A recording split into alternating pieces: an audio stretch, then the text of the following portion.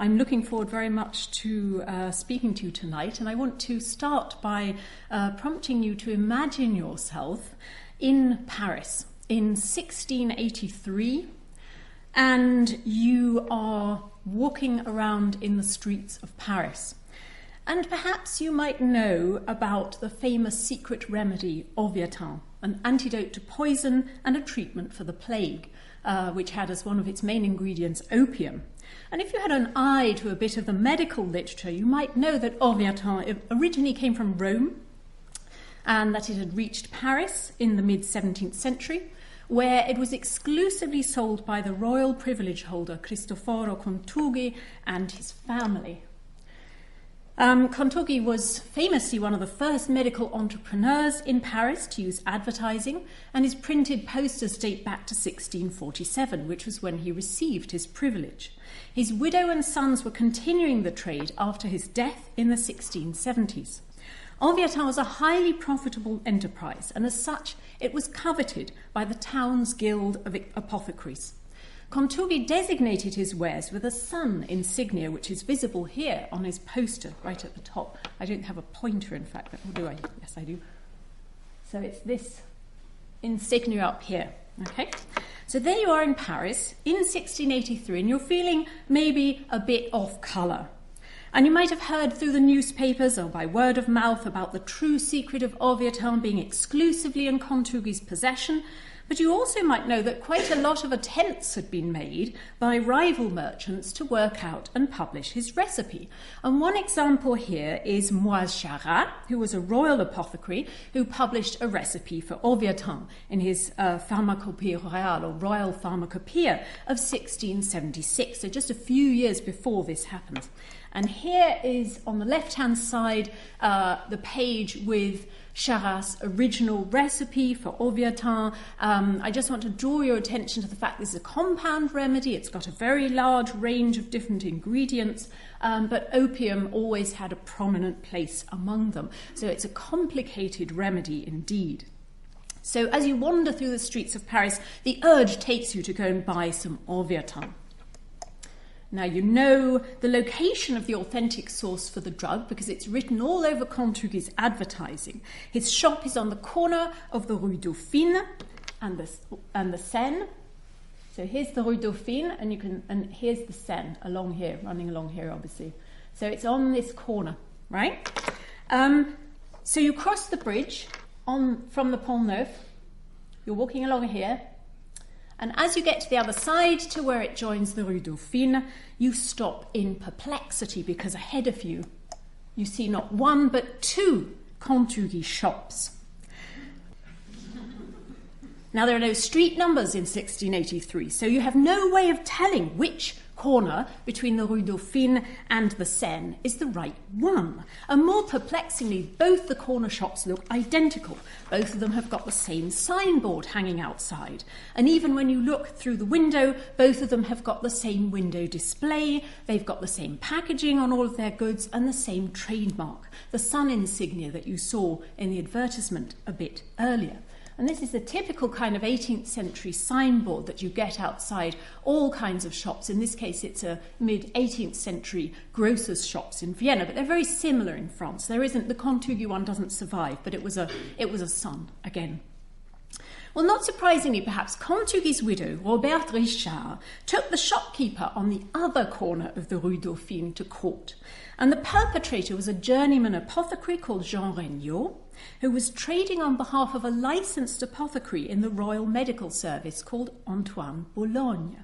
Boulogne was himself based at court. He had a shop in Versailles, but he was the official tenant of the shop on the opposite corner of the Rue Dauphine, where all of Contugi's trademarks and signs were cheekily on display. And in the ensuing lawsuit, the royal apothecaries argued that they were legally entitled to manufacture any recipe that had been published in Charat's Pharmacopée Royale of 1676. And they argued that Orvietan's composition had been taught in pharmacopoeias, in fact, for over 6 centuries.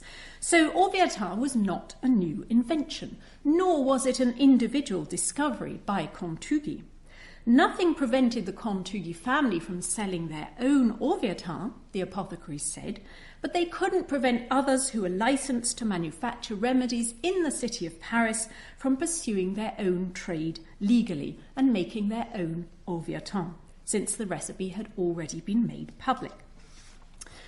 So the point to make here is this dispute boiled down to a question of whether secrecy or advertising was the central legal issue within the medical marketplace. Could a royal apothecary, no matter how privileged, go this far in counterfeiting a drug, down to copying the trademark, signboard and packaging? In essence, this was an important problem about the relationship between publicity and private ownership of a drug of a sort that only the emergence of advertising could possibly produce. Even if the apothecary's argument was accepted that the recipe for the drug was in the public domain, was there something else to Contugi's ownership of the drug beyond composition, and which related instead to the manner of presentation of the drug itself? The Royal Council, which decided the matter, clearly did acknowledge this distinction. And they ruled that it should remain free for Louis-Anne de Contugi Jr. to sell and retail his Orvietan as before, but that the apothecaries of the royal household might not sell their Orvietan using the compositions taught by the authors of pharmacopoeias from the houses at the end of the Pont Neuf, which is the houses in question, nor take and counterfeit the stamp, flyers, boxes, trademark or signboard of the said Mr. Contugi Jr., nor stick up posters with the name of Orvietan outside their shops, in the streets, at crossroads or in public squares. We tend to think of advertising as primarily used to increase sales of a product. The work of Roy Porter and others has brought to attention the many ways in which the early modern medical entrepreneurs used advertising for this purpose, to the extent that the medical marketplace has become something of a cornerstone of the early modern history of medicine and of the new history of consumption that's emerged in the last few decades. And of course, as many of you will probably know, England has been the main focus of attention. In the talk today, I want to talk about some of the ways in which medical advertising was done within an earlier and geographically different setting, absolutist France, which is usually seen as a much more controlled commercial environment. The Contugi example shows how advertising could be used as a weapon, attesting to the hot competition within Paris over the lucrative drugs market, even if not all attempts to counterfeit would be quite so blatant. And this talk comes from a project in which I'm looking at the consumption of remedies made from exotic plant materials in Paris and at court in the period between 1670 and 1730. And my story begins with the circumstances under which these drugs changed hands and were consumed within the European metropolis. Now, the current fashion within the historical field is to look at these substances in terms of global patterns of movement of individual substances. And the individual drugs themselves are seen as having a kind of continuous history over time and through space. But what I want to start with is the notion rather that the meanings of these different drugs have changed very radically as they have moved between different users. And one example of how differently this might make us look at writing the history of drugs is to reconsider a now classic account from the 1980s, which adopted what is known as a commodity biography approach to the case of sugar, Sidney Mintz's Sweetness and Power. In his seminal study of the growing consumption of sugar in modern Britain, Mintz, an anthropologist, followed sugar around the world to highlight a triangular trade that this exotic plant substance generated. Sugar consumption in Britain led to increasing sugar cultivation in the overseas colonies, and this produced a demand for more labour, which drove a growth in the slave trade.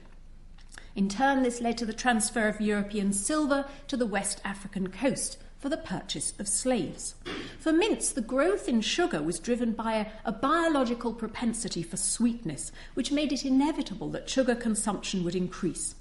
In other words, Mintz treated consumers as the driving force behind growing consumption of this plant commodity, which, if not unknown before 1700, certainly underwent a signal transformation within the everyday life of elites around that time and became a quotidian substance. But perhaps Mintz's biological reductionism seems more like a question that can be investigated. lots of different plant substances were coming into general daily use over this time, such as tea, coffee, chocolate, pepper, vanilla, ipecacuanha, quinquina, and jalap. For many of these substances, Mintz's model of biological urges driving consumers simply doesn't work. This is clear if we consider some plant materials that have failed to retain their significance to the present day, but were eagerly pursued by early modern consumers, such as the class of purgatives. Now, you often hear it said that we can explain past cravings for coffee or tea by appealing to the psychopharmacological effects of their component chemicals. But the fact that early modern people also desired purgatives in vast quantities is really very much less obvious. And in turn, that should perhaps destabilise our assumptions of how and why people decided to consume other kinds of substances that are currently fitting into histories of stimulants, spices, and drugs. Now, one thing to point out is, of course, this is a much bigger story in a sense. There's a much longer period during which the consumption of exotic plant substances changed and increased. It happens, in fact, over the course of the whole early modern period, from the mid-16th century onwards. But for Paris, 1700 does seem to have been a fairly important moment in the process of turning certain substances like coffee, quinquina or sugar into the subjects of large-scale consumption. So universally desired and even expected did such drugs become that as early as the 1690s, an anonymous correspondent in the newspaper Mercure Galant conferred on coffee a status akin to that of bread, as a barometer of public feeling. And he says, I'm assuming it's he, I don't know this, but people are concerned with coffee's availability and cost and fear shortages of it, as they do those of bread. News that it is rare and dear is upsetting news for the public. So this is really quite a strong comparison, in a sense, that coffee is becoming a substance which is so integral to daily life that one can no longer do without it. What I'm trying to do with my current research is to get closer to those moments of experimentation and uncertainty with foreign substances before they became established, familiar and domesticated. So before this kind of tip-over point, if you like, had been reached. What underpinned consumers' decisions to take up exotic plant substances that could only be obtained at great cost and from the ends of the universe, as Dr. Etienne Louis Geoffroy would put it in 1774, is a question that is really very interesting to explore. So I'm trying to look really at some of the factors that drove this increased consumption of new exotic foods and drugs in a particular place and time. And today what I want to talk about principally is one main aspect of this question, which is the way that print and public space became used for the promotion of these drugs, either exotic plant substances in their own rights or combinations thereof, as in Oviatin. Now, I began with shop fronts, so let's take a look at a rather different sort of way in which print could be used to promote the consumption of exotic drugs in exactly the same decade. And this is the fairly well-known case of ipecacuanha.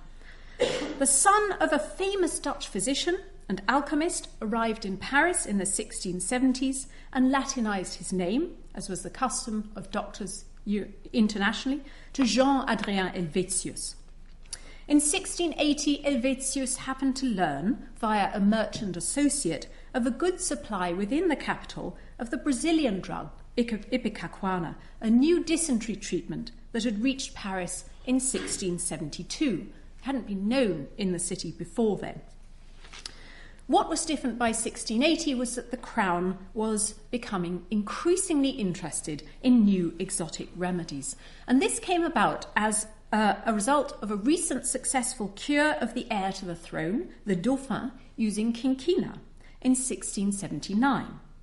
What followed during the 1680s and early 1690s was a whole spate of copycat attempts by medical entrepreneurs to secure royal patronage for their remedies. So we might see this moment as a kind of turning point in crown relations with these exotic drugs. Helvetius was one of the few who was actually successful in promoting his remedy. And in 1686, he managed to cure, again, the Dauphin, who was a fairly sickly Dauphin, of dysentery using ipecacuanha. And the secret of his remedy was bought by the crown. He was placed in charge of the trade in the new drug within the French mainland and colonies. Helvetius went to great lengths to encourage the uptake of his remedies. He sent out countless leaflets of instructions, many of which are stored in the Bibliothèque Nationale in Paris. And what's interesting about this is it shows us very clearly that he's producing two forms of knowledge of the drugs that he's selling. One of them is tailored to a more expert audience, that is the audience of provincial physicians. And this is what we have on the right here.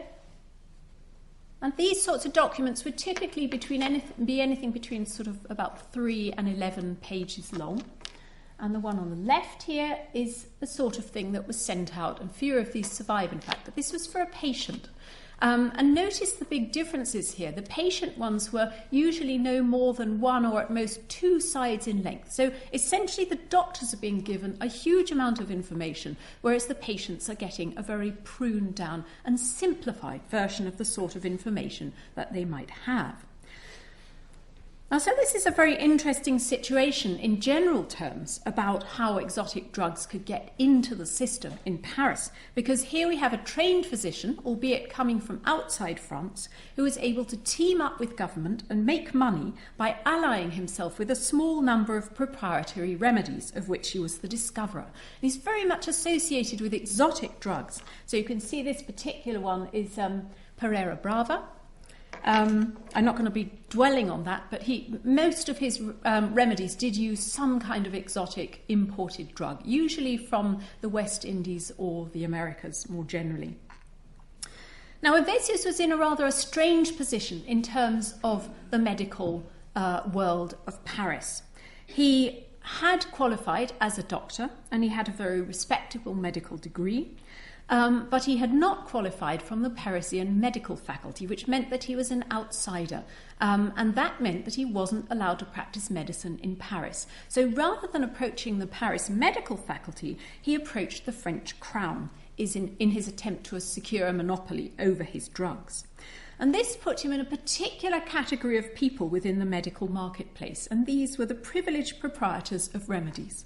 They were people who had succeeded in obtaining, usually from the king's premier physician, a monopoly over trade in their own medical invention, which guaranteed them freedom from competition for their lifetime and often also that of their heirs. It could be a way to make a fortune if the remedy was a commercial success.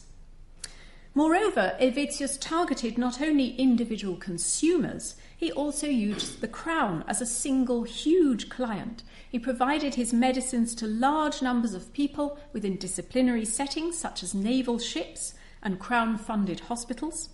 And to do this, he sold his remedies through a network of retail agents in the provinces and the colonies, often booksellers, as the work of Justin Rivet has shown.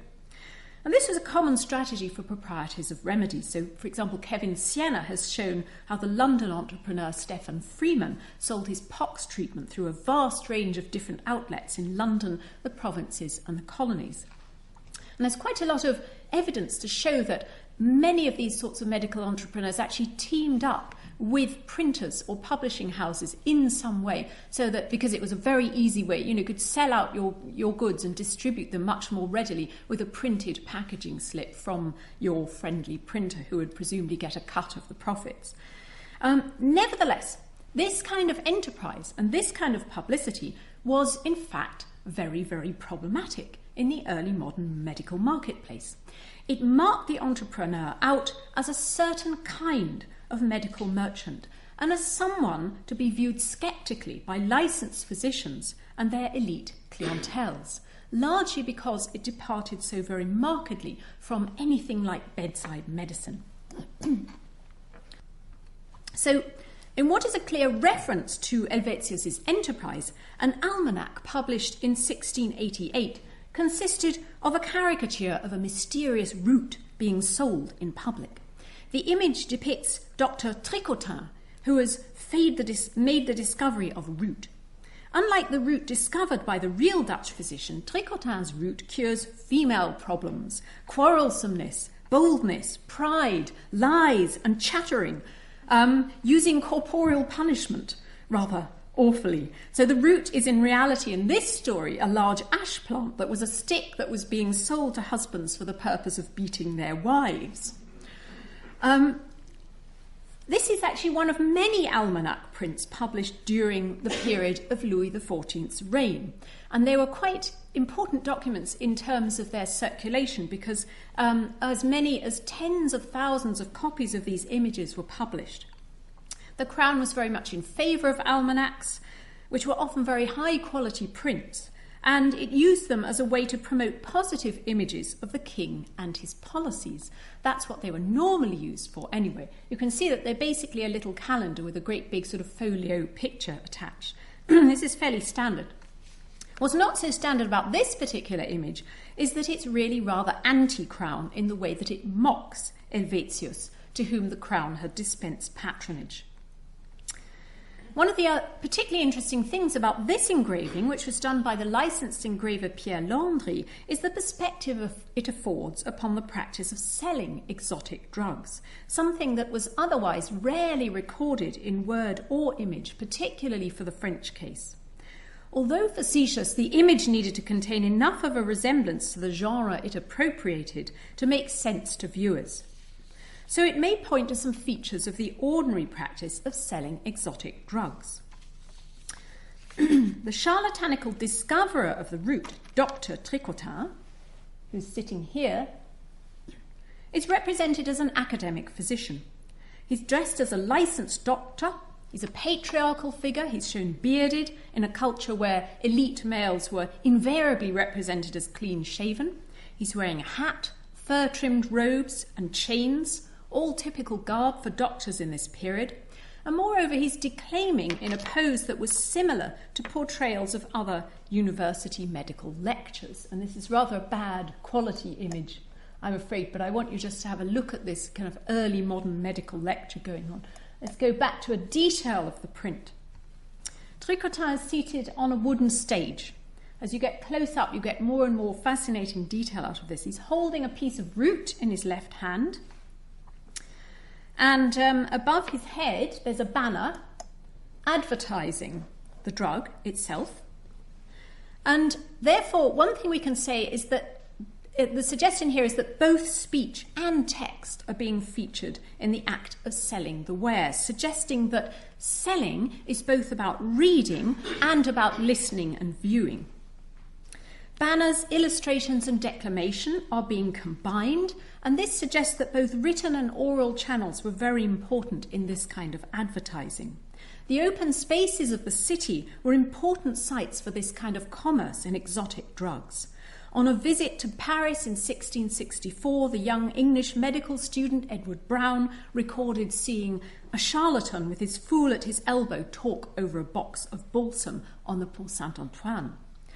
On the stage behind Tricotta, there are a lot of assistants engaged in the actual exchange of goods, and these are the fools at the elbow of the charlatan.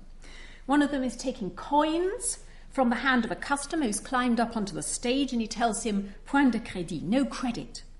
While another one, dressed in striped livery, remarks, hurry up, sirs, we hardly have any left, to which his colleague responds, don't go and sell everything, I want to keep some for myself. So the Tricotta image allows some tentative conclusions to be drawn about how Parisian consumers expected exotic drugs to be sold in public during these decades. The image represents the process as highly theatricalized and visible. Particular figures dominate the scene. An authoritative gowned doctor who speaks, and assistants who undertake the commercial transaction with clients, the exchange of cure for money. We can assume that there was also an attempt at verisimilitude in the picturing of the sales transaction itself. For example, in the refusal to offer credit, which is something that the vast majority of shops in this period would have done. So there's a real difference between what would happen in a shop and what would happen in this kind of selling site. Another rather interesting thing here, given the way that the secondary literature is written about charlatans, is that the clientele that's depicted is largely an elite one. So here we have a clergyman shown next to a noble, and we know he's a noble because he's got this sword sticking out of his belt here, and only nobles were allowed to wear a sword. If I move on one. Oh yes, so reaching up to the stage on the other side is a man dressed in shirt sleeves, clearly less well-to-do. So here he is. And if you look at the text next to that, he's saying, "C'est pour notre maître," it's for our master. And this suggests that he's either supposed to be a working man in a manufactory somewhere or a servant. So he's not buying it for himself. And this indicates that we can't assume that just because a person bought a remedy from an empiric advertising his wares in a public place, this meant that they were poor. Rather, the prices of these sorts of remedies were often, on the contrary, quite high, to reassure buyers that they were obtaining something rare, exclusive, and above all, effective. What does this image tell us about Helvetius himself? Well, for one thing, the interesting thing about the image is that it's such a very high-quality piece of engraving. It was probably commissioned by a wealthy individual or group. And my suspicion, though I haven't been able to prove this yet, is that it was probably, in fact, commissioned by the Paris medical faculty as a way of attacking a rival who was raking in profits over his exotic remedies. But it was also a very well-designed tactic. The almanac image shows how far a doctor's reputation could be jeopardized by being linked with a particular plant remedy. Helvetius, in touting ipecacuanha so publicly, was walking a fine line between courtly recognition and urban representation as a travelling fairground charlatan. Printed and courtly receptions of his enterprise were thus distinct. He had respect and reputation at court, but that was slightly less obvious in the city, where perhaps he could be seen to be selling his wares. Print, in other words, changes the terms and the location of consumption. Rather like coin, print allowed shared standards of value to be circulated and to reach individuals who are otherwise unconnected. So I think we can draw quite a sharp contrast between the way that medical innovations were received in courtly settings and in the city. At court, medical practice revolved around local, visible, and face-to-face transactions between individual medical practitioners and their patrons. Trust in a new substance at court was built upon face-to-face encounters, personal recommendations, rumour, gossip, and news, rather than print. News often circulated, if it did circulate at court, in handwritten form. The city's politico-medical geography was very different. Commerce and the consumption of remedies could be carried out far more anonymously and privately through the medium of money rather than personal acquaintance or bedside visits. Because print allowed anonymous transactions between sellers and buyers, for example through the postal sale of remedies, it created a non-courtly public of medical consumers, critically differentiated from courtiers in that they didn't know and in some cases might never even encounter one another. Newspaper advertising, by contrast, focused on the city. And that's what I want to move on to next. So, just at all the time that all these new remedies were being introduced in France, in 1681, the publishing privileges of France's official newspaper, the Journal Général de France, was revived. The central office of the refounded newspaper was just off the Pont Neuf, along the banks of the Seine. So effectively, more or less in the same place where Contughi's shop and the other Contughi's shop were located. The new privilege holder of the newspaper, Jean Donneau de Visé, presented it as a source for information about, quote, all the necessities and commodities of human life and society, end quote. He promised to publish all manner of announcements and advertisements. And a series of such lists of advertisements appeared intermittently from the late 1660s up to the 1700s. For Donneau de Visé, the proper function of the Bureau d'Adresse, the newspaper's main office, was as a physical meeting point for the needs of Parisians, a clearinghouse for all of these kinds of materials. In the newspaper's pages, jobs were advertised and sought, official announcements were made, lost property was listed, want ads were posted, and merchants and inventors made known their novelties. The newspaper is most interesting, however, in the way its editor, perhaps Paris's main journalist at the time, constructed the relationship between advertising and the city as a space of print and commerce more generally. The newspaper contrasted with street advertising because it was sent into the home, and yet Donneau de Visé underlined that it performed a similar function to wall posters of the sort that that we've already seen an example of, the one by Contugui. In effect, in Donneau's view, the newspaper served as a mobile and universal advertisement, which all Paris sees at once, and which you can even see all over France, whereas other advertisements are only seen by pedestrians, the majority of whom see it as almost shameful to look at them. Besides, they're in such a muddle because of the large number you see every day that you wouldn't go and look for the one that you need, so that you only see those that leap out at you because they are fresh, something which lasts such a short time that in no time at all they're reduced to the same state as the rest or covered up by new ones. Well, as you can imagine, of this copious printed corpus on the walls of buildings, shredded within a week or two, very few specimens survive. Nevertheless, these printed ephemera were important in expanding the clientele for exotic drugs and the remedies that were made using individual plant materials. And here is what I like to think of as bill stickers of 1711, literally pasting a poster onto the wall. And from descriptions, we know that posters were used in certain parts of the city in particular. They were placed on street corners, they were placed on crossroads, on public buildings, and on individual shops. And they also had a very important function in competition between merchants over the same exotic drug. During a controversy in the early 1700s, the apothecary Claude Biet plastered 6 posters advertising his version of the expensive compound drug theriac, or treacle, onto the house front of another apothecary, Henri Rouvière, who was selling a rival version of the same drug. So Rouvière comes home and he finds these 6 posters up on his house. Things have changed a little since then. From the early appearance of medical advertising in the Journal Général's advertising list, we can presume that among the posters on street corners which the newspaper rescued from oblivion were numerous medicaments. In fact, this seems to have been quite a common theme of this sort of advertising.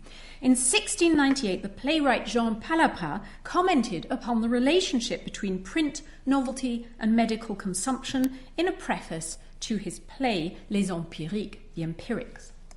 And this is what he says: "There's no empire more widely or sooner established than that of novelty.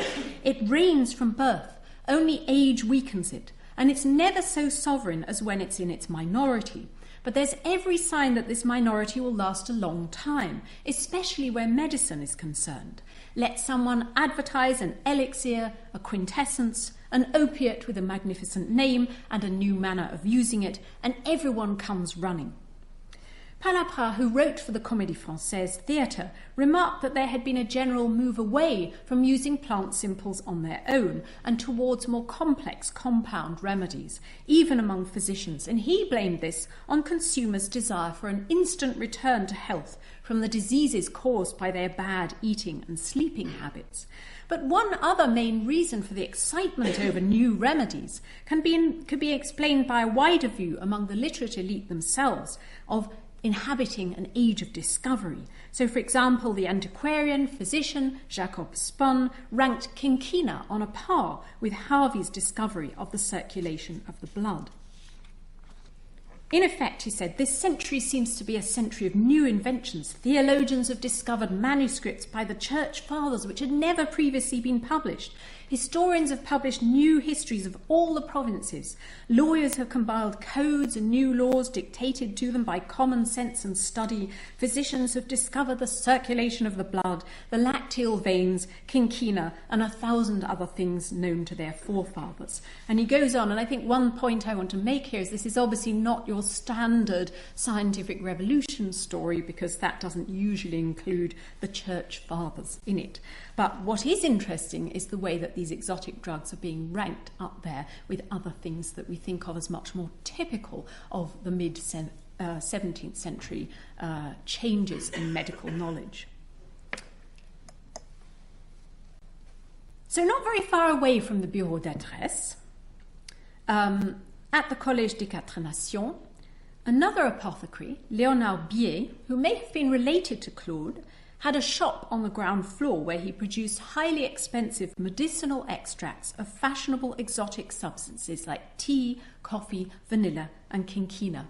Now, only a few short tracts attesting to the existence of this business survive, but they show how we can use physical documents to understand the ways in which print was actually being used for advertising purposes in the space of the shop itself, and how it facilitated consumption.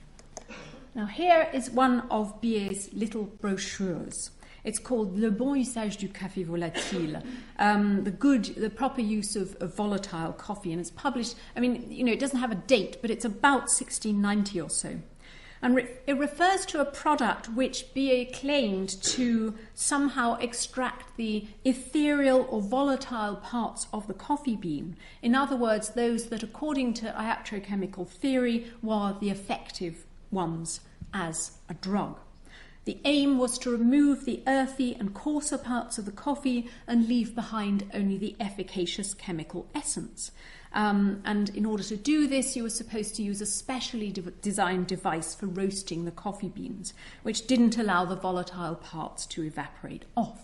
And what he sells in the shop is either this device or else the coffee beans specially treated with this device. And they cost about 30 times as much as his other more ordinary drugs. So this is a very lucrative enterprise indeed. And you might be sitting there thinking, well, why coffee? This is not a drug. But in this period, it's sufficiently new that it's seen very much as a drug. It was recommended as a preventative for all diseases of the head, such as apoplexy, paralysis, and other soporific maladies, and as a cure for vertigo, catarrh, toothache, lethargy, and frenzy. So a bit of a kind of panacea, really. And it's also touted as an antidote to drunkenness, which may be useful to some of you in the audience later in the evening. Now, I wonder if anyone can say anything about what that front cover looks like to you. What do you notice about it in particular? I've tried to take a photo that highlights the particularly salient aspect of this piece of paper, or little... It's well thumbed, absolutely, thank you. Now, and you can't see terribly well, but it's really discoloured in a way that suggests that it's been opened and closed and opened and closed many, many times. So we know this has been used an awful lot, okay? And it suggests also from the discoloration, because if you know anything about sort of early paper, you'll know that really it's very, very enduring indeed. And if you look inside a 17th century book, the paper is really pristine, very, very clean looking. So for something to turn this brown and be this well worn, it's been exposed to a lot of wear and probably also to the open air. And if we have a look at the top of this document, I don't know if you can see there, I tried to make photos that would show this very clearly. On the left-hand side, the hole is going in, and on the right-hand side, which represents the back of the page, it's coming out through the other. So there's a mark of this being punched through with some kind of needle, and that suggests very strongly that this device was probably put on a spike, or it was somehow put on some string and suspended, and therefore it was probably actually out on the shop counter for customers to peruse while they were shopping, or else stuck on the wall in some way. So this is an item that's been used literally inside the shop to have a look at what this new product is before you buy. Another one of his brochures is equally interesting, and this was clearly something that most likely found its way into a user's home. And this one is one on chocolate. The reader has underlined passages that explain how you should prepare drinking chocolate, which is something that was normally made at home.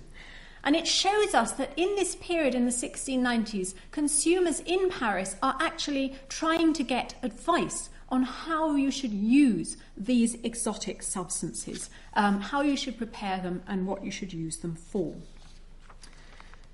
And I think I've got a nice picture. Yes, this shows basically you'd get one of the chocolate specialists coming round to your house with their marble platter here and a rolling pin, and they would make the chocolate for you. They would grind up the cocoa beans into a paste in front of you so that you could see what was going into it. So it's very much a kind of link between the household and these specialists, as it were. So to round up the story then, I've tried to give you a whistle-stop tour of one important new set of practices that is very closely linked to the rise in consumption of exotic drugs. Chocolate and coffee don't count as remedies for us, but of course they definitely did so in the early modern period. So it's really quite important for the historian to look broadly across the range of exotic drugs and to attend to these in the same breath with other kinds of medicinal substances like ipecacuanha, opium or orvietan that I've talked about this afternoon. My hope as the project continues is that I'll be able to gain an overview of how these drugs, spices and drinks found a place in both court and city as the French political world transformed in the decades between 1670 and 1730. The association between innovation and print more generally, as well as the specific links between print and materia medica, played an important role in disseminating knowledge about the nature of these substances and how to use them. By taking a geographical approach to this question and looking at the ways in which medical advertisement was spatially distributed throughout the city, we can really gain quite a lot of information, I hope you'll agree, about how, when, where and by whom these substances were used, how they were encountered and what role print played in mediating their consumption. Thank you very much.